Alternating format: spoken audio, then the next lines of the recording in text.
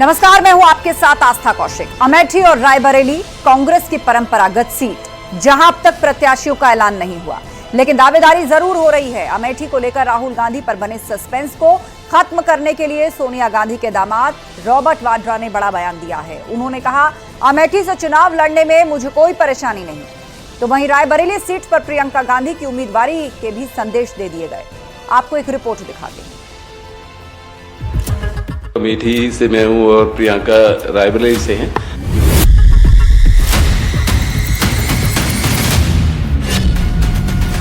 सियासत में रॉबर्ट वाड्रा की एंट्री की तैयारी। क्या अमेठी से चुनाव लड़ने वाले हैं रॉबर्ट वाड्रा? क्या रॉबर्ट वाड्रा के हाथ में आएगी कांग्रेस की विरासत?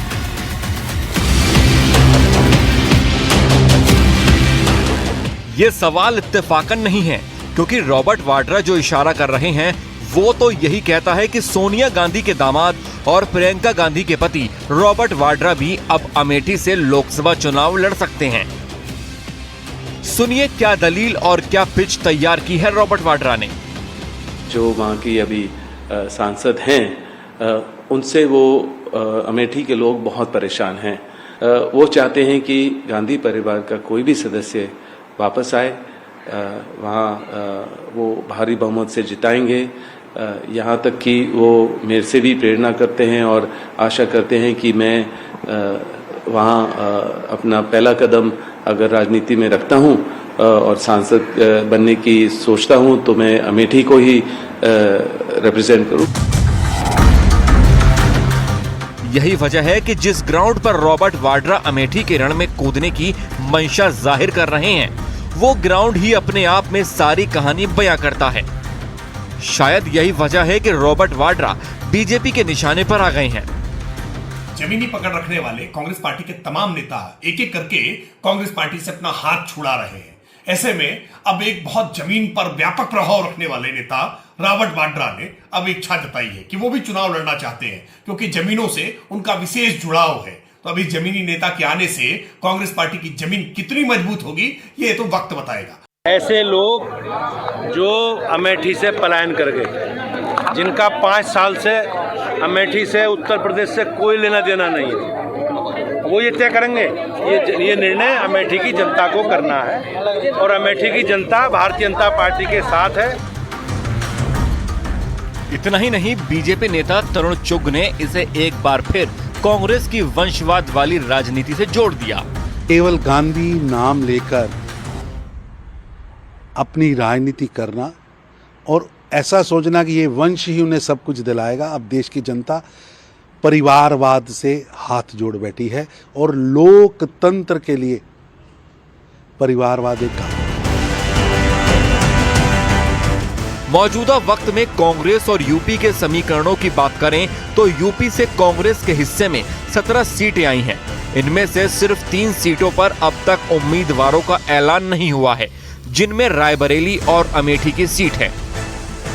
तो क्या इन दोनों सीटों पर कांग्रेस की उलझन रॉबर्ट वाड्रा और प्रियंका गांधी को टिकट देने के बाद खत्म होगी?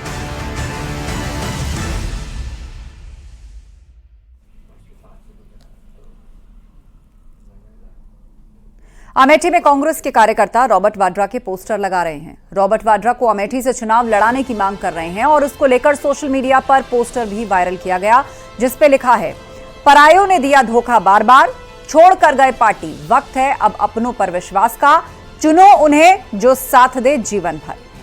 पोस्टर में नीचे लिखा गया है, राहुल प्रियंका गांधी सेना।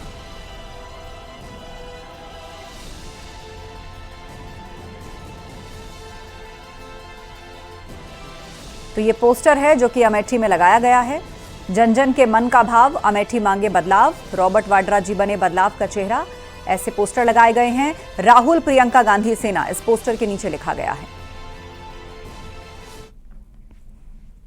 बीजेपी के राज्यसभा सांसद बृजलाल ने कहा कि सपा के डीएनए में ही अपराध और अपराधियों को संरक्षण देना है और यही वजह है कि शिवपाल यादव वोटर्स को धमकी दे रहे हैं। इसके अलावा उन्होंने रॉबर्ट वाड्रा को लेकर कांग्रेस पर भी निशाना साधा। के बारे में पूरा भारत का जनमानस जानता है कि वो बिना सांसद रहे हुए, क्योंकि वो जमाई हैं सोनिया गांधी जी के, राहुल गांधी जी के बहनोई हैं, तो किस तरह से उन्होंने डकैती डाली है ज़मीनों पर, हरियाणा में, राजस्थान में जो कब्जे किया उसके मामला चल रहा है, जांच चल रही है। तो अमेठी वाले पढ़ते ही सशंकित हो गए हैं कि कहीं ये लड़ गए तो हमारी ज़मीनों का क्या होगा।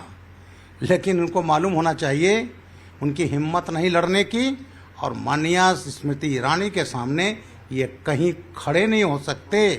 और रॉबर्ट वाड्रा की कृतियों से ना केवल अमेठी के लोग, पूरा प्रदेश जानता है, लड़ लें अगर हिम्मत हो तो। बिल्कुल सर, जिस तरीके से शिवपाल यादव का एक बयान आया, उन्होंने सीधे तौर पर वोट की मांग करते हुए चेतावनी भी वोटरों को दी है, अगर वोट नहीं दिया जाता है तो उसको परिणाम की भी बात भी उन्होंने कही है। बिल्कुल, शिवपाल जी की ये कोई नई आदत नहीं है। डकैतों का प्रयोग किया जाता था इटावा में, चित्रकूट और बांदा में, और कहा जाता था मुहर लगेगी फला पार्टी पर, नहीं तो गोली पड़ेगी छाती पर। निर्भय गुजर होता था बहुत बड़ा डकैत, जो बाद में मारा गया, एसटीएफ ने मारा। उसने कहा था मैंने फला नेता को, नहीं परिवार को, सोने का मुकुट पहनाया, चांदी का मुकुट पहनाया, ददुआ का इस्तेमाल होता था। अरे इनकी पार्टी तो छबिराम का इस्तेमाल करती थी, जिसने 9 पुलिस वालों की हत्या अलीगंज थाना एटा में किया था 1981 में।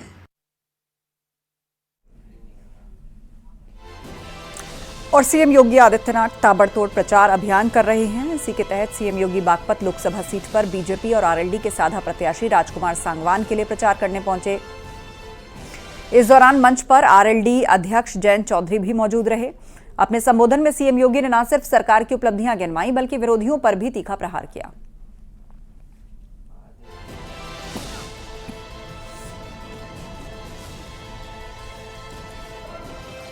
आज से चुनाव की गर्मी प्रारंभ हो जाएगी।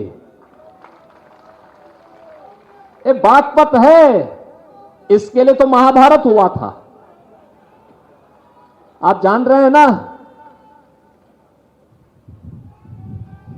भगवान हस्तिनापुर आए हैं और पांडवों का संदेशा लेकर आए हैं। आपने पंक्तियां भी सुनी होंगी जब भगवान ने हस्तिनापुर में कहा था कि देना हो तो आधा दो, लेकिन अगर इसमें भी कोई बाधा हो दे दो केवल 5 ग्राम, रखो अपनी धरती तमाम। उन 5 गांवों में बागपत भी एक था। आज से 5000 वर्ष पहले, और 5 गांव जिनमें बागपत एक गांव है। और बाकी जो कसर होगी, क्योंकि हमारे मुख्यमंत्री बहुत तेजी से बातों को समझते हैं और निर्णय लेते हैं। हम लोग तो विपक्ष में भी रहे, हमने देखा कुछ बातें विपक्ष में रह के हम बोल नहीं सकते, अब जो साथ आ गए तो कह सकते हैं। देर नहीं लगाते, जो बात समझ में आ जाती है वो तुरंत कर देते हैं, कलम चल पड़ती है।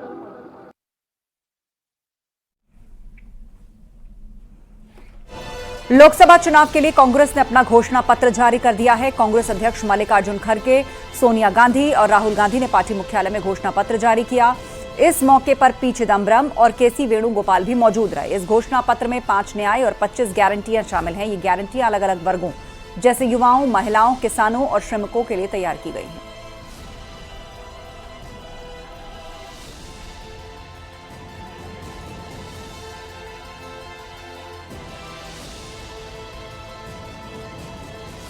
राहुल जी के नेतृत्व में चली भारत जोड़ो न्याय यात्रा में 5 पिलर्स पर ध्यान केंद्रित किया गया था। यात्रा के दौरान युवा न्याय, किसान न्याय, नारी न्याय, श्रमिक न्याय और हिस्सेदारी न्याय की घोषणा की गई थी। जहां कहीं भी हम गए, इन न्याय की बात हमने करी थी और इसकी गारंटी भी हमने दी। ये लोकतंत्र को और संविधान को बचाने का चुनाव है। एक तरफ एनडीए नरेंद्र मोदी जी जो कॉन्स्टिट्यूशन पर आक्रमण कर रहे हैं,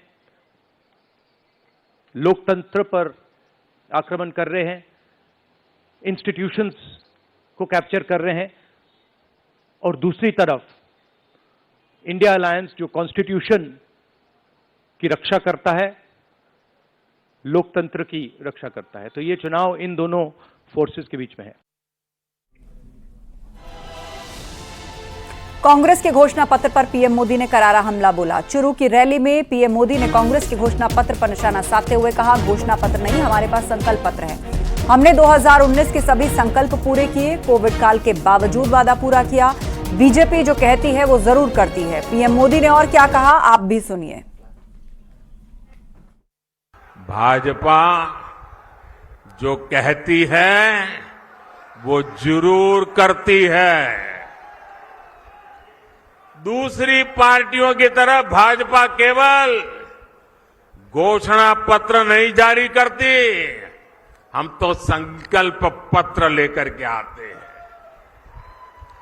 2019 में हमने जो संकल्प पत्र जारी किया था उसके ज्यादातर संकल्प पूरे हो चुके हैं और 2 साल कोविड के संकट के बावजूद भी मोदी ने आपको जो वादा किया था वो वादा पूरा करने के लिए एड़ी चोटी का जोर लगा दिया है।